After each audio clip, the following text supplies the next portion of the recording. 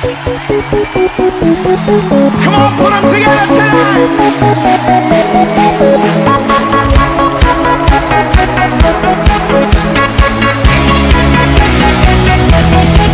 I'm alive, 'cause Jesus gave me life. He opened up my eyes. I can see clearly now. Na kiu yako Bwana. Merci parce que tu désires te laisser trouver. Asante maana unahitaji tukupate. Tu es au rendez-vous. Uko hapa kwenye mkutano. Alléluia. Amen. Viens Seigneur Njoo Bwana et atteins un cœur ce soir. na upate moyo jioni. Viens oh Dieu Njoo Bwana et rencontre quelqu'un ce soir. na ukutane mtu jioni ya leo. Viens Yahweh Njoo Yahweh et enseigne-nous ce que tu es. na utufundishe wewe ni nani. Enseigne-nous ce que tu aimes. Utufundishe ile unayoipenda. Enseigne-nous ce que tu désires. Utufundishe ile unayohitaji. Donne-nous accès à ton cœur. Utupatie kibali kwa moyo Donne-nous wako. accès à ton esprit. Utupatie kibali kwa roho yako. Cher Saint-Esprit, Roho Mtakatifu prends mpenzi, tout contrôle en ces wendo lieux. kachukue mamlaka Que yote tout mahali te hapa. soit soumis, Yote Jésus-Christ. imekatishwe juu ya chini Dans les yako. cieux, sur la terre et sous Mbinguni la na terre. duniani na chini ya dunia. Tout est soumis. Yote Et inatiishwa. tout langue confessera Na yote kila que ulimi Jésus-Christ utakiri est Seigneur. ya kwamba Yesu Kristo À la ni gloire de Bwana. Kwa Dieu le utukufu wa Mungu Baba. Tout genou fléchit Kila goti ukunjwa en ces lieux. mahali hapa. Tout genou fléchit Kila goti dans linakunjwa cette ville en ce moment. ndani ya mji huu kwa Tout wakati genou huu. fléchit Kila goti dans ce linakunjwa quartier. ndani ya eneo Tout hili. genou fléchit Kila goti dans linakunjwa chaque vie représentée ndani ici. ya kila uzima ulio Au mahali nom hapa. de Jésus de Kwa jina la Nazareth. Yesu Kristo wa Et que le Nazareti. Dieu de gloire Mungu wa utukufu fasse son entrée. enda kaingie. Yahweh, Yahweh fais ton entrée. wendo kaingie. Fais ton entrée. Wendo kaingie. Fais ton entrée. Wendo kaingie. Fais ton entrée. Wendo kaingie. Nous t'accueillons. Nous Tunakupokea. t'accueillons. Nous Tunakupokea. t'accueillons. Tunakupokea. Alléluia. Haleluya. Alléluia. Amen. Alléluia. Amen. Les saluts, Wokovu, la gloire utukufu et la puissance na utukufu sont à na notre uwezo ni Dieu. vya Mungu wetu. Alléluia. Haleluya. Les saluts, Wokovu, la gloire et utukufu la puissance na uwezo sont à ni notre vya Mungu Dieu. wetu. Alléluia. Haleluya. Les saluts, Wokovu, la gloire et la utukufu puissance na uwezo sont à notre ni vya Dieu. Mungu wetu.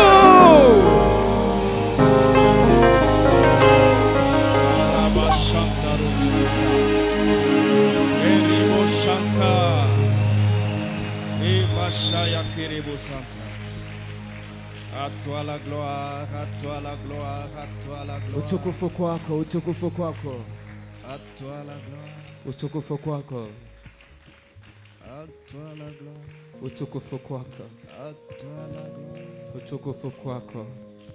Tous les anges louent sa sainteté.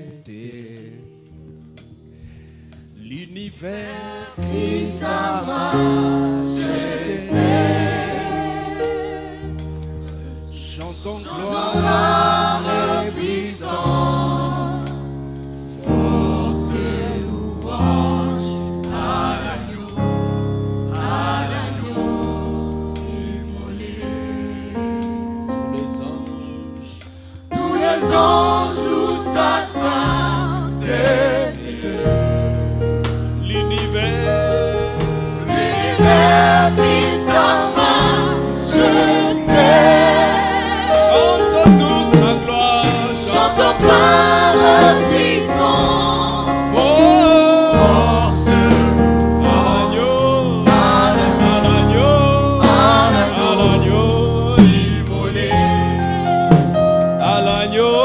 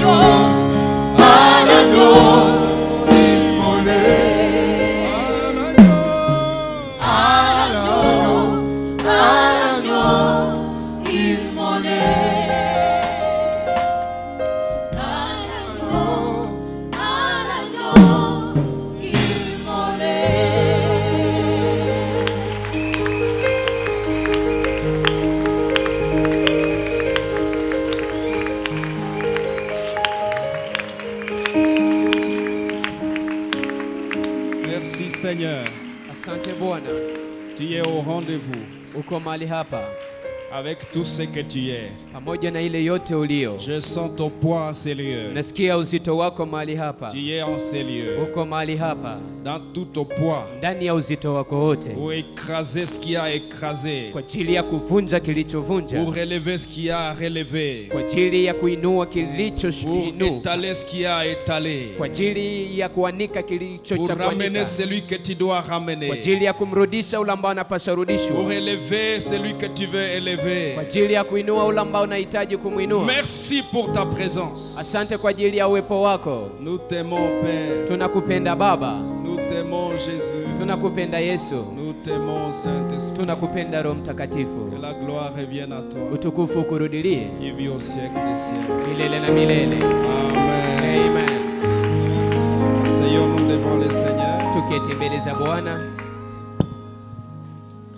Alors hier nous avons introduit notre thème Jana tulifanya kiingilio cha mada Dieu. yetu, mvutie Mungu et sa gloire dans ta vie. na utukufu wake maishani mwako. Et au premier culte nous avons partagé dans une certaine direction Na kwa ibada ya kwanza tulikuwa tukizungumzia kwa ajili ndani et ya mwelekeo partagé fulani, certains éléments de base. tulikuwa tunazungumzia mambo Au fulani ya deuxième msingi, culte nous sommes allés dans une autre direction. na kwa ibada ya pili tuliingia ndani ya Et je mwelekeo voudrais mwingine, encourager chacun de nous na ningependa nimtie moyo de kila mmoja prendre wetu les audios qui sont disponibles après les cultes aenda akachukue maaudio ambayo iko tayari pour kisha aller ibada, réécouter, réécouter, réécouter. ili aenda akasikilize, Mais tu asikilize réécoutes tena, avec l'esprit, avec Na ton uko- cœur ouvert, avec ta disponibilité d'esprit et de cœur. na huko nasikiliza pamoja na utayari wa moyo wako, Parce que la parole est esprit et vie. sababu neno inakuwa roho na uzima. Plus tu t'exposes à la parole, Zaidi unakuwa mbele ya neno, plus tu t'exposes à l'esprit de Dieu. zaidi unakuwa mbele ya roho wa Moins tu Mungu, t'exposes à la parole, unakuwa de kidogo plus mbele en ya plus tu es neno, éloigné de l'esprit de zaidi Dieu. unakuwa mbali na roho wa Et il n'y a pas Mungu, de vie loin de l'esprit na de Dieu. hakuna maisha mbali na roho wa Le Dieu Mungu. des cieux Mungu wa a mbingu décidé aliamua de passer quelque temps avec toi. apitishe muda kidogo Et pamoja il na wewe, appelle cela les grâces de son na âme. naita hii neema isiyo na kipimo. Pourquoi devrais-je pas être là? Sababu gani sintapaswa kuwa Pourquoi hapo? devrais-je rater cela? Sababu gani nikose wakati kama na huu? Pourquoi devrais-je pas profiter au maximum? Sababu gani nisifaidie kwa Pourquoi ujumla? ne pas demander l'autorisation au travail Sababu gani nisiombe ruhusa kwenye pour qu'on me kazi libère à temps ili waweze kuniruhusu mbele ya afin muda, que je ne rate pas quelque ili chose? nisiweze kukosa jambo Le Dieu fulani. des cieux est au rendez-vous Mungu wa mbingu iko mahali hapa pour amener sa gloire. kwa ajili ya kuleta Dans la vie utukufu de wake quelqu'un. ndani ya maisha ya Et mtu, cette gloire na utukufu huo contient toutes les solutions que tu cherches. inakuwa na majibu yote unayoitafuta.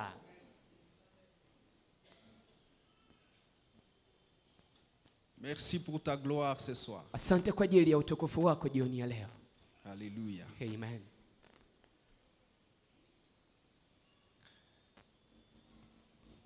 Ce soir, je voudrais partager sur la conscience du besoin de la gloire de Dieu. Jioni ya leo ningependa nizungumze juu ya dhamiri ya hitaji ya utukufu wa La Mungu. conscience Dhamiri du besoin ya hitaji de la gloire de Dieu. ya utukufu wa Mungu.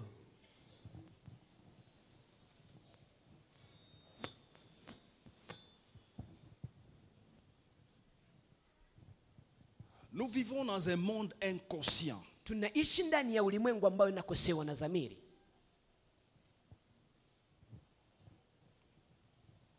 Les uns sont inconscients dans la misère. Wamoja wanakosa dhamiri ndani ya mateso. Et les autres sont inconscients dans le lait. Wengine wanakosa dhamiri hata ndani ya maziwa.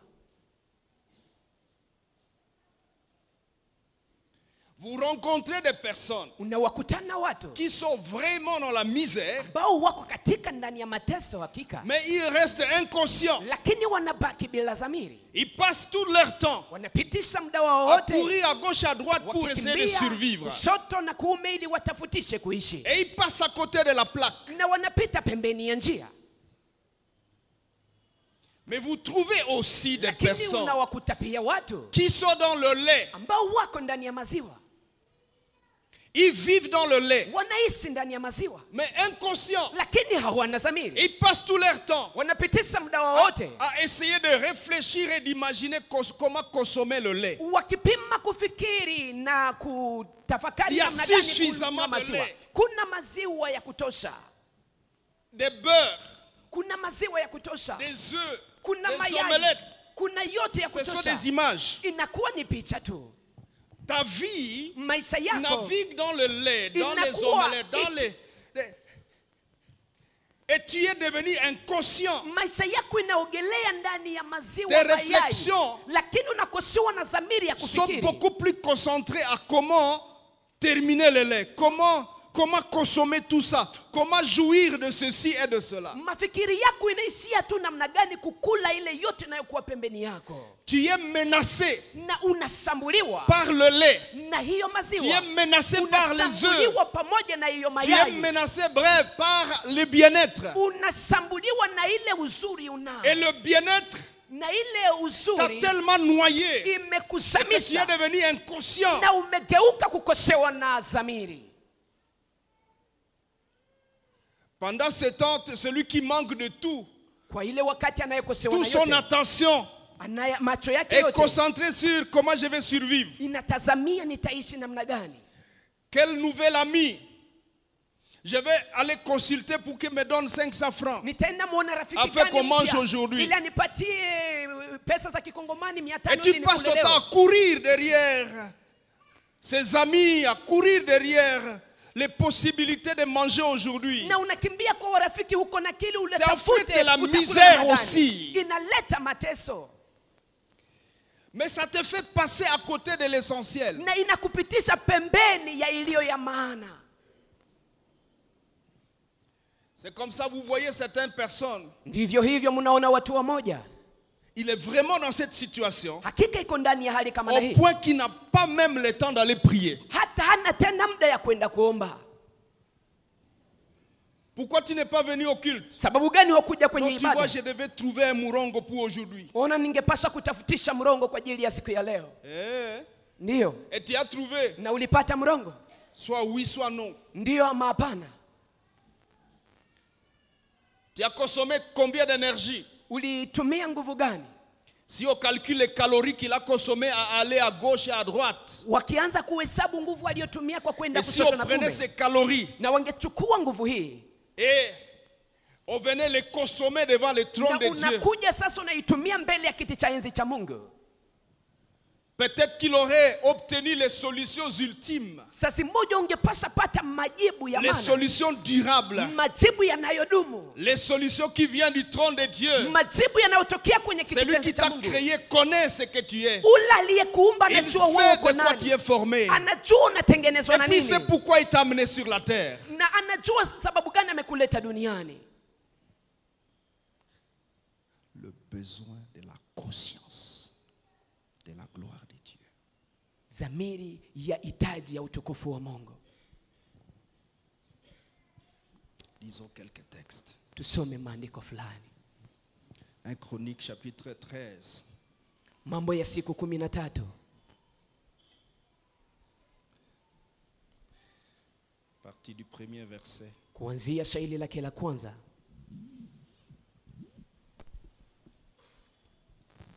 Nous lisons ce qui suit. Tunasoma inayofuata. David, le roi David. Mfalme Daudi. David tint conseil avec les chefs des milliers. Lisez avec moi. Lisez avec moi. s'il vous Msome plaît. pamoja nami Allons-y tafadhali. ensemble. Tusome pamoja. 1, 2, 3. 1, 2, 3. David tint conseil avec les chefs des milliers, des centaines, avec tous les princes. Et David dit à toute l'assemblée d'Israël, si vous les trouvez bons, et si cela vient de l'Éternel notre Dieu, envoyons de tous côtés vers nos frères qui restent dans toutes les contrées d'Israël et aussi vers les sacrificateurs et les Lévites dans les villes où sont les banlieues, afin qu'ils se réunissent à nous. Et ramenons auprès de nous l'arche de notre Dieu, car nous ne nous en sommes pas occupés du temps de Saül.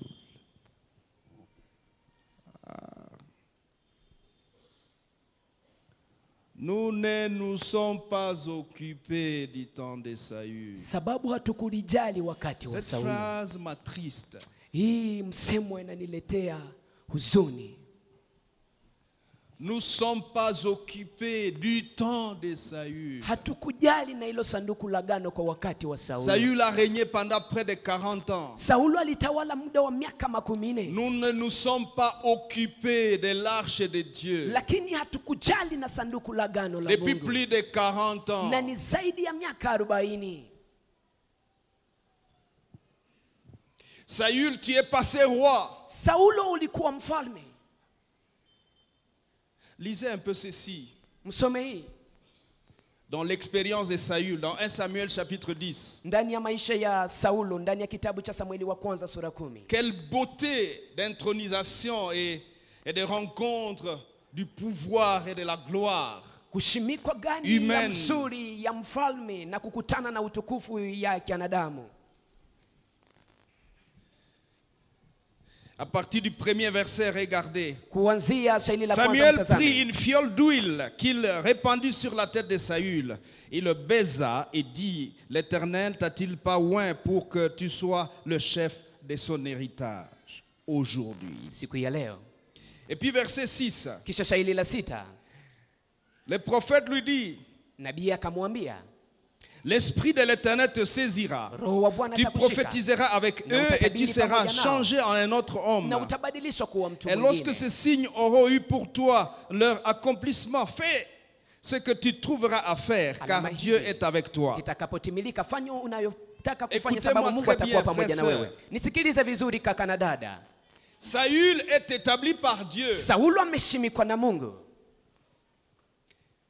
et il expérimente l'onction de Dieu. na anaishi upako wa Mungu. L'huile est répandue sur sa tête. Mafuta inamiminwa juu ya kichwa chake. Mais avant qu'il soit intronisé, Lakini mbele ashimikwe au temps de Samuel kwa wakati wa Samueli et du vieux Élie, na mzee Eli, l'arche de Dieu a été prise. sanduku la agano la Mungu Par les lilichukuliwa Philistins. na Wafilistini. Et l'arche de Dieu a fait 7 mois Na sanduku la Mungu ikafanya miezi chez les 7 Philistins, kwa Wafilistini jusqu'au jour mpaka siku où ils ne pouvaient plus supporter le poids de Dieu chez eux. ambao wangepasha tena kuvumilia uzito wa Mungu kwao. Le poids de Dieu Uzito wa Mungu chez les incirconcis kwa wale est wasiotahiriwa terrible. inakuwa hatari, Mais le poids de Dieu lakini uzito wa Mungu chez les enfants de Dieu qui craignent, qui veulent Dieu, kwa watoto wa Mungu wanaomcha Et source Mungu, de wanaomwogopa Mungu inakuwa ni chemchemu ya yote.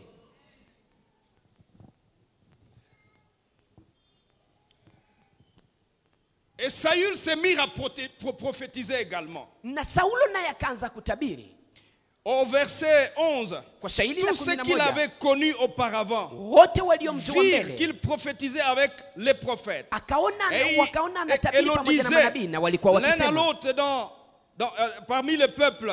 mmoja na mwingine ndani ya taifa, Qu'est-il arrivé au fils de Kis? imemfikia nini mwana wa Kisi? Saül est-il aussi parmi les prophètes? Je, Saulo naye ni miongoni mwa manabii?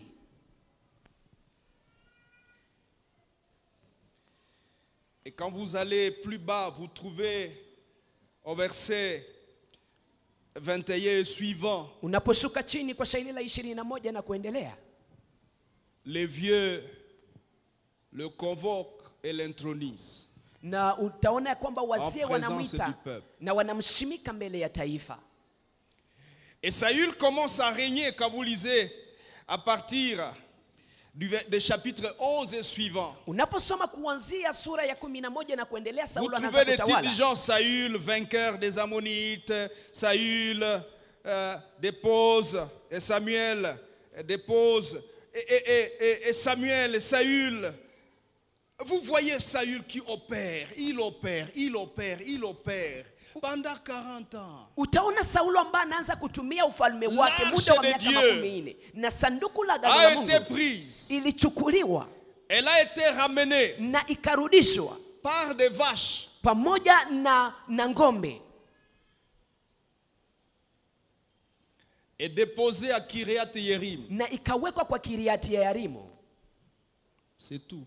Na basi Les gens de là, je crois ils se sont arrangés pour, je ne sais pas s'ils avaient mis dans ça quelque part. sijui watu wa huko waliitia wapi.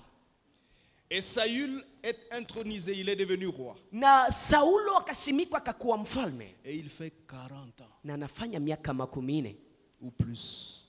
ama zaidi.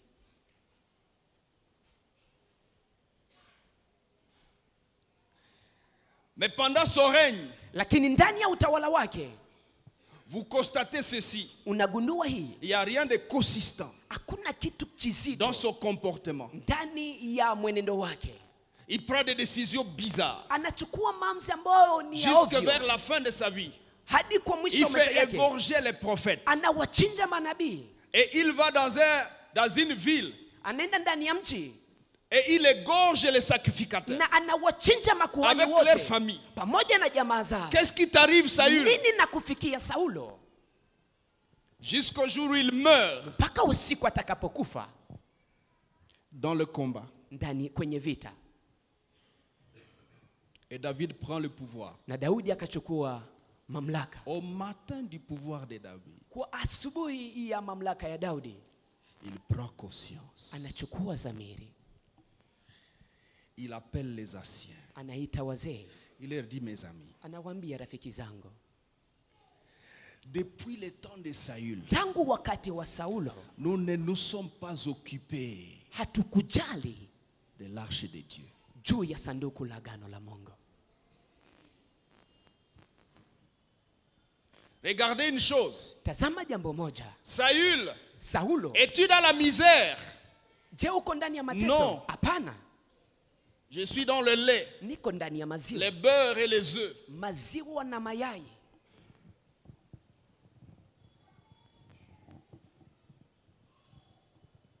Mais qu'est-ce qui se passe avec toi, Saül? Lakini nini napitikana pamoja nawe Saulo?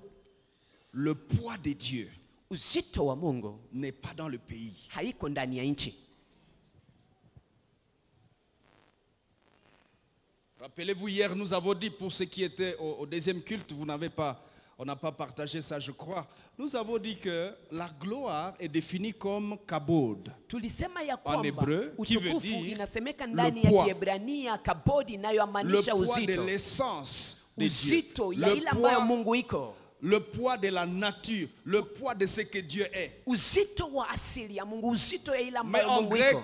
doxa, Lakini ndani ya Kigiriki ni qui doxa, veut dire le rayonnement ambayo inamaanisha de ce que kung'aa Dieu est, ya ile ambayo ou la Mungu iko, manifestation de ce que Dieu est. ama ufunuo ama kuonekana ya ile ambayo Mungu iko. Lorsque tu méprises Dieu, Wakati unamdharau Mungu, lorsque Dieu ne signifie rien dans ta vie, wakati Mungu amaanishe kitu maishani mwako, même lorsque tu es en train de jouir de ses propres bienfaits de ce Dieu, hata wakati unafaidia mema ya ule Mungu, sache ujue que son poids, ya kwamba uzito wake, sa gloire utukufu wake ne sera pas dans ta vie. haitakuwa maishani mwako, Et tout peut arriver. na yote naweza kufika. Il est écrit Imeandikwa, j'honore celui qui m'honore, na mheshimu mais anayeniheshimisha, ceux qui me méprisent lakini wanaonizarau seront méprisés. watasaurauliwa. Un jour, Saül, Siku moja Saulo, dans cette folie, ndani ya upumbavu et wake que les malheurs ont commencé à se manifester, na mateso ikaanza kuonekana, faute du poids de Dieu dans sa vie sababu et ya dans le pays, ukosefu wa uzito wa Saül Mungu se maishani retrouve mwake, Saulo en anajikuta train d'aller chercher le vieux Samuel, akaenda kumtafuta mzee qui est Samueli déjà mort, ambaye ameshakufa et il se tayari, déguise na anajifanya mtu mwingine chez une voyante, kwenye muonaji, mama comme un homme muonaji, vulgaire. kama vile mtu kawaida tu. Et puis il dit à cette femme, Na kisa naambia huyu mwanamke, fais-moi sortir Samuel. uniletee Samueli. Et c'est alors que la femme se rend compte, Na ni hapo ndipo mwanamke anagundua c'est le roi, ya kwamba ni tu mfalme. m'as trompé, Umenidanganya, c'est toi le roi. wewe ndiwe Parce mfalme. que Sababu Samuel revient Samueli anarudi et il lui dit, na anamwambia, dans cette machine que la femme était en train d'utiliser, ndani ya hii mashine mwanamke alikuwa akitumia, il lui dit, anamwambia, tu n'avais rien compris depuis le départ. haukuelewa kitu tangu mwanzo, Et ce que je t'avais dit quand j'étais encore na vivant niliyokuambia nilipokuwa ningali hai va t'arriver. itakufikia, Tu mourras. utakufa.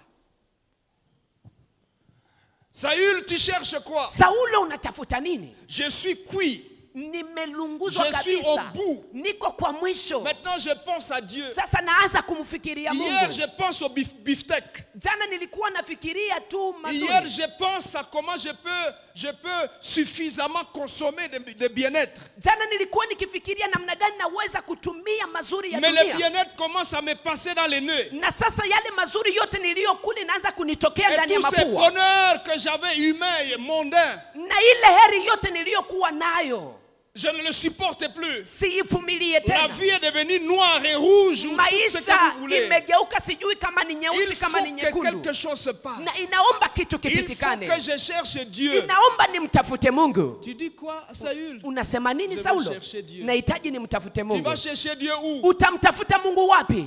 Chez une voyante, Kwenye mama muonaji, mulaguzi, chez une sorcière. kwa nyumba ya mchawi. Beaucoup sont allés chez des féticheurs, chez des sorciers, chez des choses. Wengi walienda kwa wachawi, wafumu. Parce que tu as compris que le poste que tu occupes Sababu umegundua ya a kwamba besoin cheo unayoikuwa d'un nayo poids. inahitaji uzito. Dans ton esprit, Na ndani ya akili le poids yako que tu cherches, uzito c'est unaoitafuta en fait l'éternel. inakuwa ni Mungu. Mais tu fais comme Saül. Lakini unafanya kama Tu vas Saulo. chercher ce poids-là Unaenda tafuta uzito huo chez un féticheur. kwa mfumo. Et il te donne quelques hirizi Na nakupatia que hirizi tu vas mettre dans tes tiroirs. ambao utaweka ndani ya Et il kabati te donne zako. quelques consignes. Anakupatia Il faut maarifa entrer dans fulani. ton bureau à reculons. Inaomba uingie ndani ya ofisi yako ukirudi kinyuma nyuma.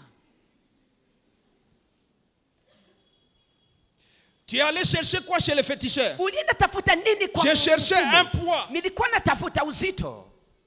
Mais ce genre de poids, Lakini on ile ne uzito cherche kama pas chez hiyo les féticheurs. hawaitafutake kwa mfumo. Tu vas tirer là-bas les jugements Utaleta huko et la hukumu colère de Dieu. na hasira ya Mungu. Il est possible qu'hier, Yawezekana jana ce poste, tu l'as cherché chez Dieu hii cheo ulikuwa naitafuta kwa Mungu et il te l'a donné. na kakupatia nayo. Maintenant, pour avoir le poids dans ce poste, Sasa ili upate uzito ndani ya tu cheo vas hicho, recourir au féticheur unaenda kimbilia sasa pour kwa qu'il te mfumo donne le poids ili akupatie du uzito poste que Dieu t'a donné. ya kazi ambayo Mungu yeye mwenyewe Confusion, amekupatia. malheur et misère dans la tête. Mchanganyiko, ole na mateso ndani ya kichwa chako.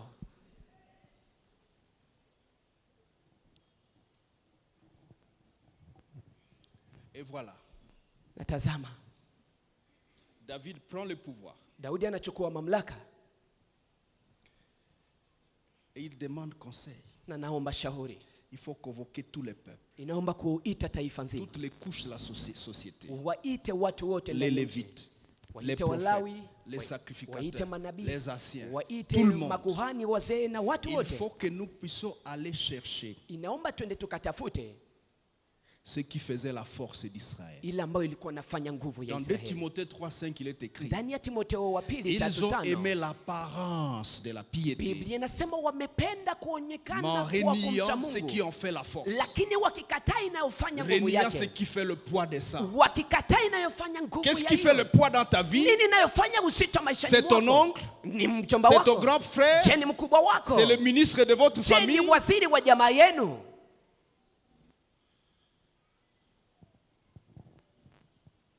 Qu'est-ce qui fait le poids dans ta vie? Nini inayofanya uzito maishani mwako? Et jusque combien de temps? Na ni mpaka wakati gani? Si tu ne prends pas conscience, Kama uchukui dhamiri, comme Saül, kama vile Saulo, 2 ans vont passer, miaka 2 itapita, 20 ans vont passer, miaka 20 itapita, 40 ans vont passer, miaka 10 Jusqu'à ce itapita, mpaka on va wakati t'enterrer. watakuzika.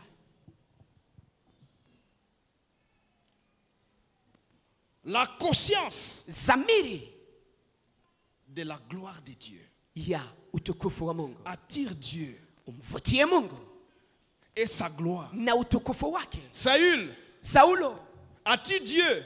je, una Mungu? Si on vient chez Saül Wakikuja et kwa on lui Saulo pose la question, wanamuuliza est-ce swali, que tu as Dieu? je, uko na Mungu? Il va dire sans même ouvrir la bouche, j'ai Dieu. Atasema hata bila kufungua kinywa ya kwamba nina Mungu. Il va rappeler les expériences avec la montagne, les hauts lieux, avec Samuel. Et j'ai mangé le kilali ce jour-là. Atakumbusha mambo aliyoyaishi kwenye mlima pamoja na Samueli, wakati Samueli J'ai prophétisé, alipomchinjia mais vous vous akampatia souvenez? kilali. Tu as la vidéo à Yokanena Zaiko prophétiser. Atawaambia Il peut muweke vous tu balancer video toutes ces mtazame choses-là. namna gani nilikuwa ninatabiri. Mais Dieu Lakini Mungu est avec toi. Et sa gloire est absente. Mungu iko pamoja na wewe, lakini utukufu wake hauko. Son poids n'est pas là. Uzito wake hauko. Beaucoup de gens, quand on leur dit frère, tourne-toi au Seigneur. Watu wengi unapowaambia ndugu, Et mgeukie comme Bwana, il est un peu prospère financièrement, na jinsi anaendelea les réponses kiuchumi, générales c'est: majibu ya kawaida cherchez quoi ni encore? J'ai Dieu. si nina Quelle est la Mungu. preuve? Nini kitambulisho? Mais, Si monsieur, unaona wewe tu as peke, vu la voiture avec laquelle je suis venu? si umeona gari ambayo nimekuoja nayo? Hein? Oui, tu as Dieu. Ndio, una Mungu. Comment tu l'as eu? Namna gani Non, j'avais ulipata? prié ou le pasteur a prié pour moi. Si niliomba, si Et puis mchungaji je l'ai. aliniombea na kisha Mais nikapata. regarde ma village. Si uangalie nyumba yangu, Mais regarde mon compte à banque. si uangalie akaunti yangu kwenye Eh. benki. Hein? Tu as le lait, Una maziwa, tu as les œufs, una mayai, mais tu n'as pas ce qui en fait le poids. lakini hauna inayofanya uzito wake. C'est comme ça, si l'ennemi décide de te balayer, Na ndiyo maana adui tu akiamua kukufagia, comme tu n'as pas le poids jinsi huna uzito de ce que tu crois avoir, ya ile ambayo unaamini kuwa nayo, l'ennemi va te balayer. aha, adui atakufagia, Il va te balayer. atakufagia.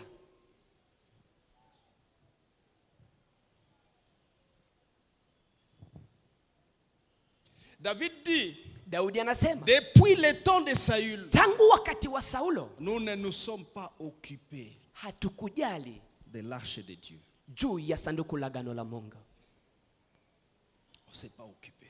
hatukujali. Pour toi, ça fait combien de temps Kwako que imefanya muda tu gani t'en es pas occupé? ambao haukujali? Tu vas me dire, mais pasteur, je viens à l'église tous les jours, je suis à la moquette, tu as beaucoup de réponses. Una majibu mengi, utaniambia mchungaji, depuis nakuja que tu as kanisani toutes ces na kwa kwenye réponses-là, mlango. Na tangu na majibu hayo Où yote, est le poids de Dieu dans ta vie? uzito wa Mungu uko wapi maishani mwako? Comment Dieu pèse avec toi? Namna gani Mungu ana uzito pamoja na wewe?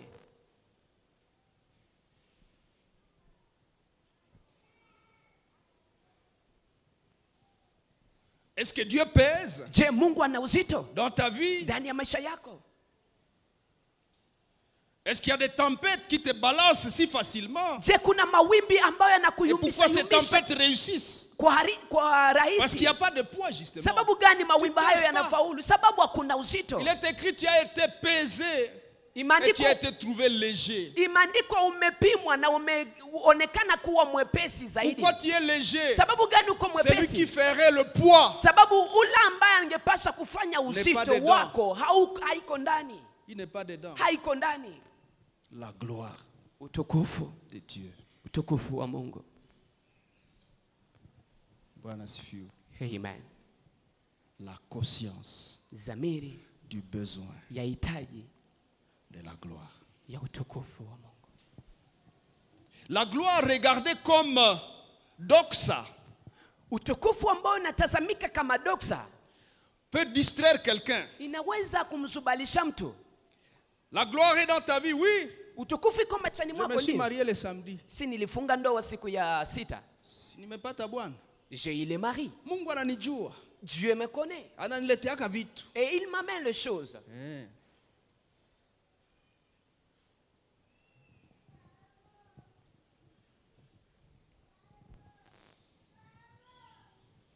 Mais la gloire comprise comme kabod, Lakini utukufu inayoeleweka kama kabod.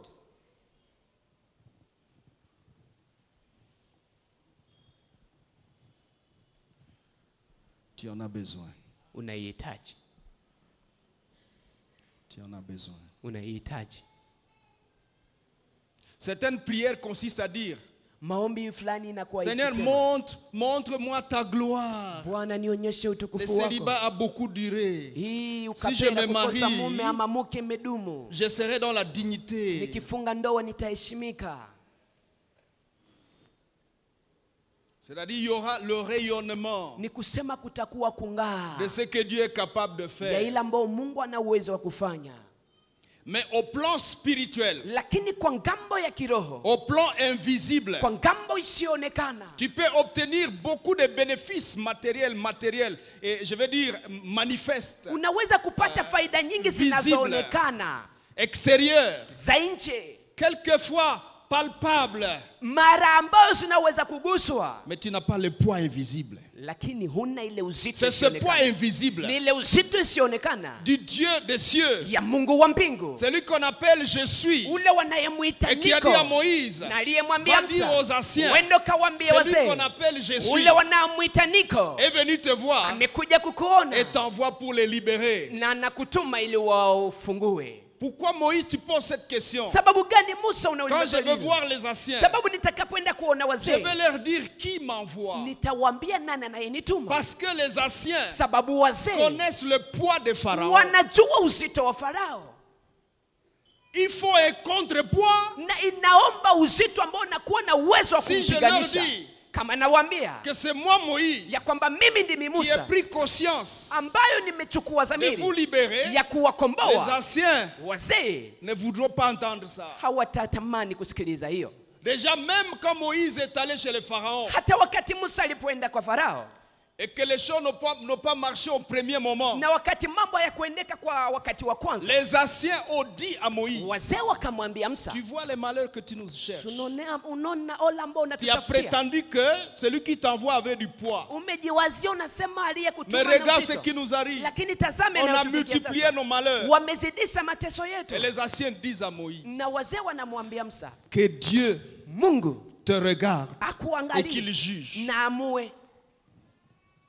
Le Dieu dont les anciens parlent ici, Mungu ambaye wazee c'est le Dieu wanazungumzia hapa Kabod. ni Mungu ambaye ni uzito, Que le vrai que nous attendons depuis des siècles ule wa kweli tunayemsikiliza tangu miaka. regarde ton aventure Angalie mchezo wako et qu'il juge. na amue yeye mwenyewe.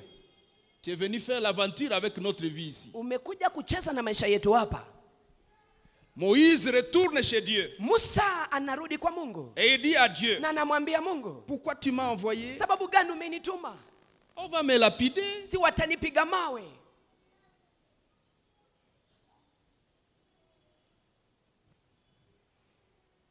Depuis que je suis parti chez Pharaon, Tangu nilipoenda kwa Farao, il n'écoute pas. hasikilize.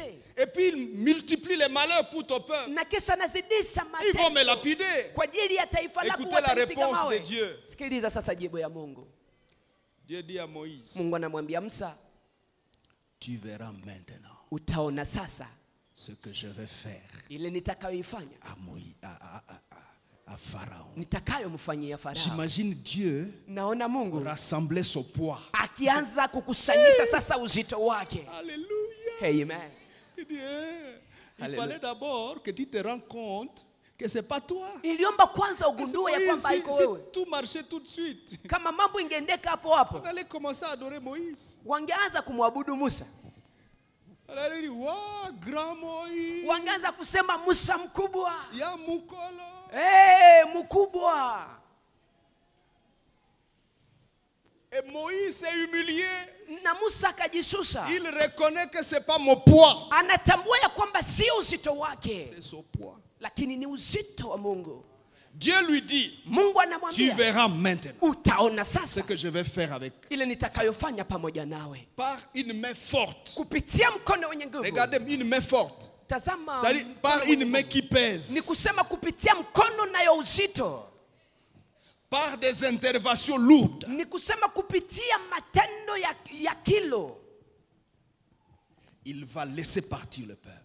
Ataacha taifa langu liende. Par des interventions terribles. Kupitia matendo ya hatari, Pharaon Farao va lâcher. ataachilia. Et puis Pharaon repart. Na kisha Farao, Et les miracles commencent. miujiza zinaanza sasa. Et les plaies commencent. Na mapigo yanaanza Jusqu'au 10e plaie. hadi kwenye mpigo ya 10. Et Pharaon dit, Na Farao anasema, appelez Moïse vite, vite. mwite Musa haraka. Allez Moïse, Musa, tu prends tout. unachukua Et yote vos femmes. na wanawake Et wenu, vos enfants. Et vos watoto animaux. wenu, Et vos... nyama zenu, Allez, partez. na mambo yenu yote Pas demain, mwende. maintenant. Hapana kesho, Maintenant. hapa sasa mwende. Quelqu'un qui pèse Mtu ambaye ana vient uzito d'arriver dans le pays. amefika ndani ya nchi. Je prie que celui qui pèse Naomba ula naye vienne uzito aussi dans ta vie. akuje pia ndani ya maisha yako. C'est Dieu qui pèse. Ule Mungu anaye C'est tout uzito, dont tu as besoin. ila ambao yote unayohitaji. Regardez, Tazama, si on met sur la table kama unaweka kwenye meza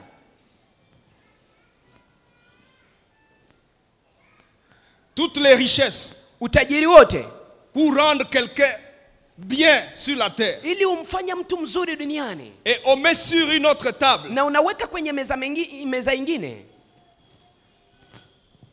la gloire de Dieu, utukufu wa Mungu, toi tu choisis quoi? wewe unachagua nini? Vous choisissez quoi? Mnachagua nini? Écoutez, les richesses en question ne sont pas fausses. Sikiliza, hii utajiri hii C'est sio vraiment uongo, des richesses. ni utajiri Vous ya voyez le kweli. sac même, le sac coûte cher. Si unaona hata hii Et donc ça va déjà vous convaincre. inakuwa bei kali, ni kusema inaweza kukuitikisha. Et de l'autre côté, on met Na huku ngambo ingine wanaweka la gloire de Dieu. utukufu wa Mungu, On te dit choisis. na kisha wanakuambia chagua. Archois et Archois, Wanamembo wa kanisa ce hili, soir tu choisis quoi? jioni ya leo unachagua nini? Chagua leo Mungu wangu leo, Mungu wangu, Chagua leo Mungu wangu Chagua leo. leo, Mungu wangu. Le poids de Dieu. Uzito wa Mungu. Écoutez frères, sœurs, Sikiliza tu ndugu peux kaka ne na pas dada, avoir de l'argent. unaweza kuwa Tu huna peux ne pas pesa, avoir de maison. unaweza kuwa Tu huna peux nyumba, manquer de tout. unaweza Mais si kukosewa na tu as le yote, poids de Dieu, lakini kama una uzito au wa plan Mungu spirituel, kwa gambo ya kiroho, ceux qui ont l'argent wanao pesa vont courir vers toi watakukimbilia wewe pour dire aidez-nous, ili wakuambie tusaidie, aidez-nous. Ils utusaidie. vont se prosterner. Watapiga magoti. Ils ont besoin de quoi? Wanahitaji nini? Du poids. Wanahitaji uzito. Hatulale. Nous ne dormons pas. On attend dans le plafond Tunasikiliza des ndani, lingots d'or marcher dedans. tunasikiliza ndani ya manjanja vitu On, vikitembea. on avait des liasses ou des lingots d'argent, des dollars dans un sac. On les a vus maintenant marcher. Tuliona pesa zikiwa ndani ya Venez, saki, venez. tumeziona Il faut zikitembea. amener quoi? Mkuje tulete nini? Amène-nous le poids. Utuletee uzito. Tuletee kukapua ka Mungu. Utuletee uzito wa Mungu. Sasa tutasema kapua au Est-ce que nous lupua? allons dire un petit poids ou Aidez-nous avec le poids de Dieu. tusaidie na uzito wa Mungu. Et on vient te voir, tu es dans quoi? Wanakuja kuona uko ndani ya Peut-être dans nini? une bicoque, tu es même locataire. Sasa moja uko ndani ya kanyumba kadogo, sasa moja wewe ni mpangaji. Tu pèses. Lakini una uzito. Tu pèses. Una uzito. Mungu Baba. Amen. Tu pèses. Una uzito. Tu n'as rien. huna kitu. C'est possible que les souliers soient déjà troués. Inawezekana viatu vyako vimeshatoboka Ou les tayari, pantalons. ama suruali yako, Mais tu pèses. lakini una uzito.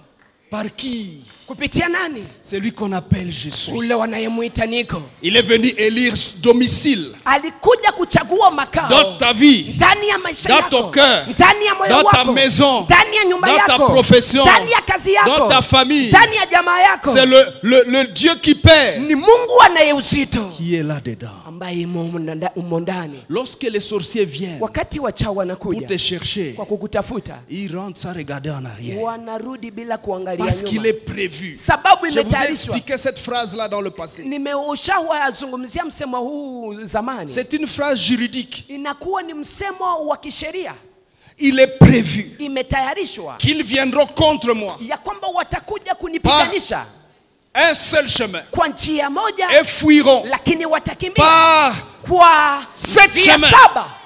Ils vont rencontrer quoi? Watakutana na nini? Bako tutana. Watagongana kabisa. Même quand tous les sorciers de la ville ou du pays Hata wakati wachawi Se wote réunirait wa nchi wangekusanya pour combattre une église ili wakupiganisha dans laquelle kanisa, Dieu est ambamo dedans, Mungu imo dans ndani, laquelle Dieu pèse, ambamo ndani la Mungu capote ana de Dieu est dedans, kabodi ya Mungu ils imo viendront ndani. par un seul chemin. Watakuja kwa njia moja, Ils vont partir lakini sans regarder en watarudi arrière. bila kuangalia hata nyuma. Écoutez, l'expression fuir par sept chemins Sikiliza, hii msemo kukimbia kupitia tout njia simplement 7 dire inamaanisha kusema repartir kurudi sans décision. bila maamuzi. Donc, binaharibika. Les choses c'est compliqué. Si je dois repartir Kama napaswa kuenda par tena sept chemins, kupitia njia ça veut 7, dire que j'ai pas assez de secondes ni kusema sina dakika pour, nyingi pour réfléchir. ili nifikiri. Ils repartiront Watarudi sans réfléchir. bila kufikiri, Parce que s'ils sont venus par un chemin, sababu kama wamekuja kwa njia c'était un moja, chemin réfléchi. ilikuwa ni njia ambayo walikuwa wamefikiria. Ils ont décidé pendant 3 mois. Waliamua Il faut muda qu'on wa aille miezi 3 frapper cette église ou ces pasteurs ou ces inomba frères. twende tupige hii kanisa au mchungaji ama undugu. Ils ont fait des calculs. Walifanya Ils mahesabu, ont fait des projections. walifanya wa Ils ont dit, mitazamo, ok, toi tu sors par là, moi je walisema sors wao par là. utaondokea kule na Et nini les hapa, autres sortent par le haut. na wengine Et les watatushukia esprits chini, de l'air descendent. na mapepo ya anga C'est inashuka. organisé et réfléchi. Unafikiri Mais wanaongoza mambo lorsqu'ils yote, arrivent, lakini wanapofika Ils rencontrent un poids. wanakutana uzito. Et ils n'ont pas de secondes pour décider. Hawana tena sekondi hata moja kwa kuamua. Chacun part Kila mtu anaenda dans les possibilités premières qui se présentent. à lui. kwa njia ya kwanza ambayo Quelle est la inaonekana. première possibilité? Uwezekano wa kwanza kukimbia ni gani? De m'éloigner du poids. Ya kwenda mbali na hii uzito. Jésus s'appelle la pierre vivante. Yesu anaitwa jiwe la Et il uzima, dit que mes fils na anasema wana seront wangu aussi des pierres vivantes. watakuwa mawe ya uzima. Donc, une pierre Ni pèse. kusema La jiwe notion lina de pierre uzito. vivante Na hii est en mawe yenye relation uzito avec le kabod. inakutanana na uzito wa Mungu. Si Dieu dit que tu dois être une pierre vivante, Kama Mungu anasema ya kwamba wewe ni jiwe il iliyo hai, insinue anakuwa akisema kwa maneno qu'on doit mengine trouver ya kwamba wanapasa kutana la pierre en toi, ile jiwe le ndani poids mwako, en toi. uzito ndani mwako. Mais lorsque les ennemis arrivent, Lakini wakati madui wanafika, cette pierre hiyo jiwe n'est pas une pierre inerte. sio jiwe ambayo inabaki fasi moja. Haiko imagine ya biara wanatoa hapa kwa aéroport Ce n'est pas les pierres qu'on tire ici à l'aéroport, dans des gros bennes. ambao wanaweka Il ndani ya faut magari soulever pas des kubwa, grilles. ambao inaomba wanyangue na magari. La pierre vivante, Jiwe iliyo hai c'est une pierre qui vit, ni jiwe lililo na uhai, une pierre ni intelligente, jiwe linalo akili, une pierre sage, ni jiwe linalo hekima, une pierre ni jiwe vivante, lenye uhai, une pierre qui a ni l'intelligence. jiwe linalo na akili.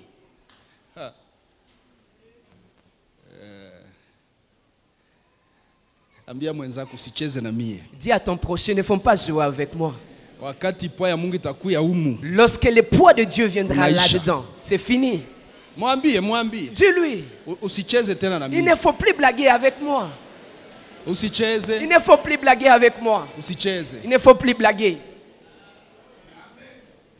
Usicheze. Il ne faut plus C'est blaguer. pourquoi dans les églises où Dieu est venu avec ce poids, Ndio maana ndani ya makanisa ambao même Mungu amekuja na lorsque uzito quelqu'un wake, vient malade, hata wakati mtu anakuja ni lorsqu'il franchit mgonjwa, les seuils de la porte, anapotuvuka la maladie mlango, ne sait pas supporter ce qui se passe. ugonjwa hauwezi kuvumilia uzito wa Mungu uliokutana. Lorsque quelqu'un vient avec des démons Wakati mtu anakuja na mapepo et qu'il franchit les seuils, na anavuka les tu démons mlango, sentent mapepo que c'est yanasikia l'heure de ya cette kwamba ni chemin. wakati wa njia Ils saba. sentent ça qu'on les avise. Wanasikiliza ya kwamba Ils wanawarifu, sentent ça qu'on leur parle. wanasikiliza ya kwamba wanawaambia Que la sonnette de cette chemin a sonné. ya kwamba muda dakika ya njia saba Soit ils imetimu. partent en silence. Wanaenda sasi moja ni kwa kimya, Et ce bien-aimé qui était malade, qui était malheureux, na huyu mpendo aliyekuwa mgonjwa aliyekuwa ameteseka il ne savait même pas de quoi il souffrait. alikuwa ajui hata anateseka na nini. Quand vous lui dites le culte est fini, rentre-toi à la maison. Unapomwambia Il ibada veut pas imeisha, rentrer. turudi nyuma, hataki kurudi Il dit tena. depuis que je suis entré ici, Anasema tangu nilipoingia hapa, oh, nasikia, je me sens, nasikia. oh, Turudie kunyumba. rentre-toi à la maison. Non, Tunabaki hapa. nous allons rester ici.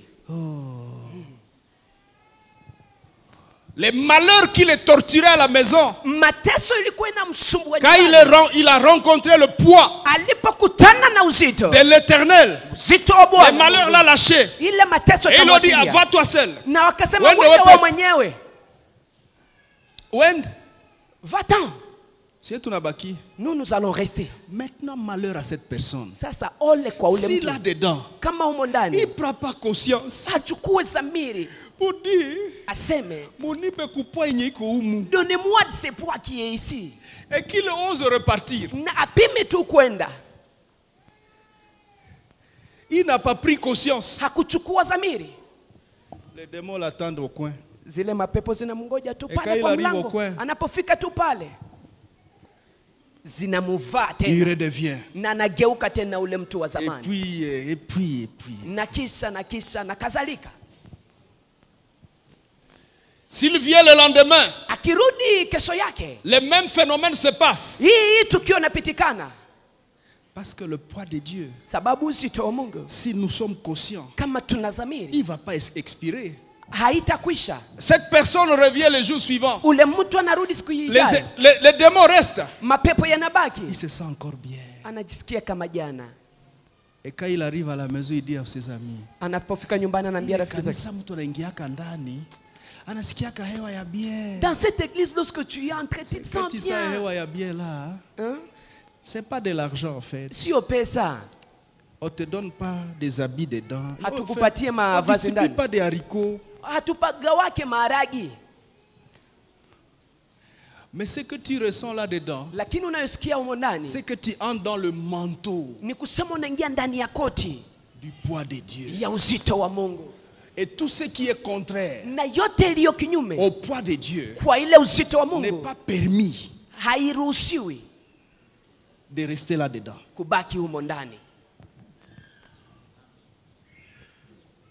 Bwana asifiwe. Amen.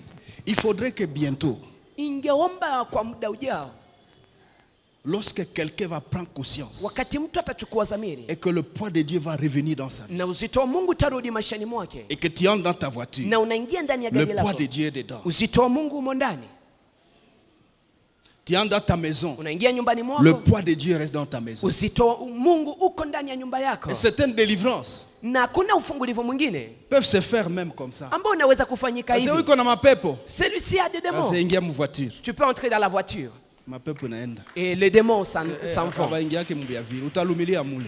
Et on n'entre pas va-et-va dans cette Oh, qu'on a ma voiture. pepo. Oh, il a des démons. Mpeleke kwa kanisa. Amenez-lui à l'église. On n'a pas besoin de crier kwa jina la Yesu. Hakuna haja ya kwanza kulalamika, kukemea Le na poids de Dieu uzito wa se Mungu charge. inahusika nayo. Il est prévu. Imetayarishwa, Ils fuiront par cette chemin. watakimbia kwa njia saba. Dites à ton voisin, il est prévu. Ambia jirani yako imetayarishwa. Dis-lui, retiens cette phrase. Umwambie shika na msemo huu. Maintenant, écrit le contenu, il est prévu. Sasa andika inayokuwa ndani ya ile Que 1000 iliyotayarishwa. tombent à ta gauche et 10 000 à ta droite, tu ne seras pas atteint. Pourquoi? Elfu anguke kuume, Parce que je elfu suis kumi dans le kushoto, poids. utaanguka sababu uko ndani ya uzito. J'ai été jeune. Nimekuwa J'ai kijana vieilli. na sasa J'ai pas vu nimezeeka. les justes abandonnés Sijaona demander kama son mwenye pain. haki aliyeachiliwa ma watoto wake Il wakiomba est mkate prévu. barabarani. Imetayarishwa Que je mendierai pas mon pain. ya kwamba sitaomba chakula changu. Il est prévu Imetayarishwa dans les Écritures, ndani ya dans maandiko, notre constitution. ndani ya katiba yetu. Mais pour que ça fonctionne, Lakini ili mambo haya yaendeke, il faut le poids. inaomba uzito.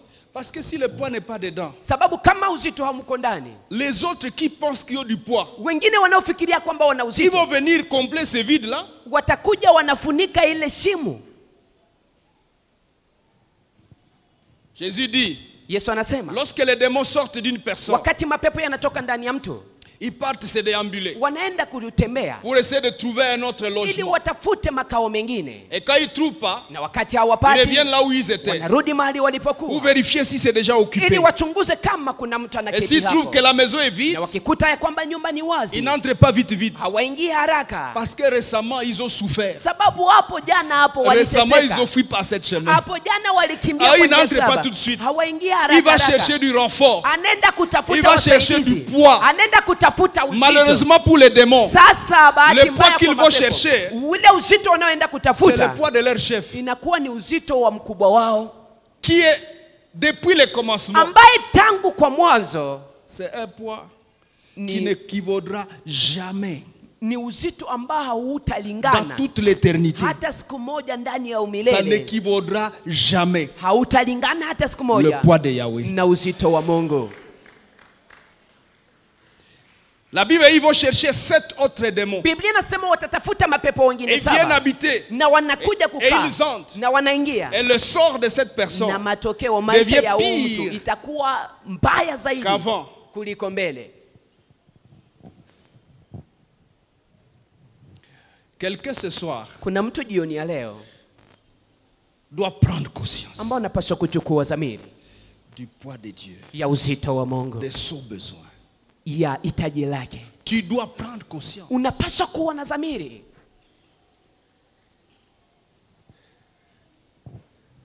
Les meilleures décisions Maamuzi mazuri se prennent inachukuliwa quand on a pris conscience. wakati umechukua dhamiri. Le panier va commencer à passer.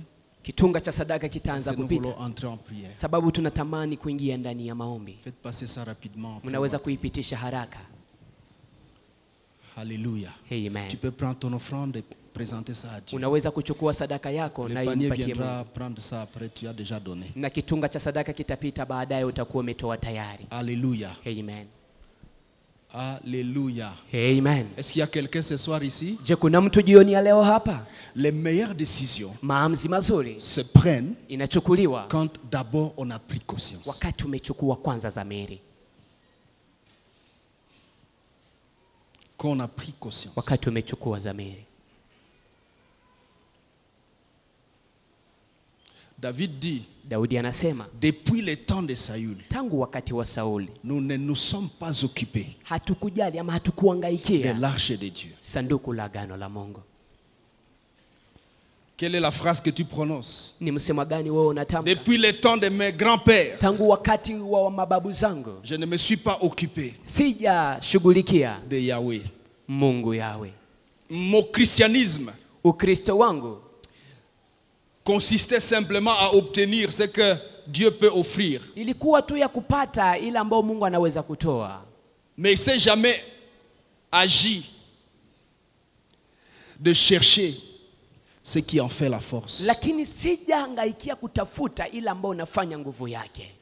J'ai obtenu les vestes de Dieu. Nimepata masuti za J'ai Mungu, obtenu les maisons de Dieu. nimepata manyumba za Mungu, J'ai obtenu les souliers de Dieu. nimepata viatu vya J'ai Mungu, obtenu les postes de Dieu. nimepata kazi ya Mungu. Mais le Dieu en question lui-même, Lakini ule Mungu yeye je mwenyewe n'ai jamais pris le temps sijapata muda de m'occuper de lui ya kumshughulikia pour l'amener, ili nimulete, pour l'attirer ili nimvutie avec tout ce poids pamoja na uzito wake wote dans ma vie. ndani ya maisha yangu.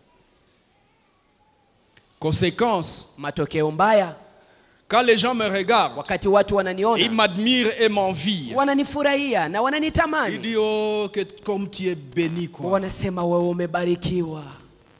Mais moi, je sais Lakini mimi najua que je suis malheureux là-dedans. ya kwamba nateseka humo ndani. Parce que qu'est-ce qui manque? Sababu nini Le nakosa? poids de Dieu. Uzito wa Mungu.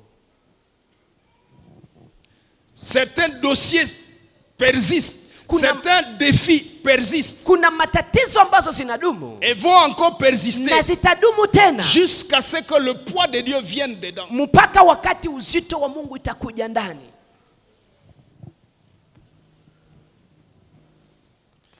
Certains des problèmes que tu as Mojawapo wa shida unazo vont demeurer zitadumu jusqu'à ce que mpaka wakati Dieu Mungu vienne avec son poids akuje na uzito wake dans ta vie. ndani ya maisha yako.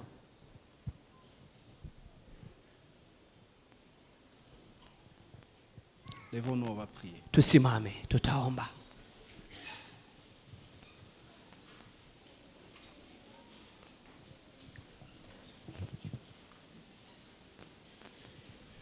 Mon aîné, osa. Mon aîné.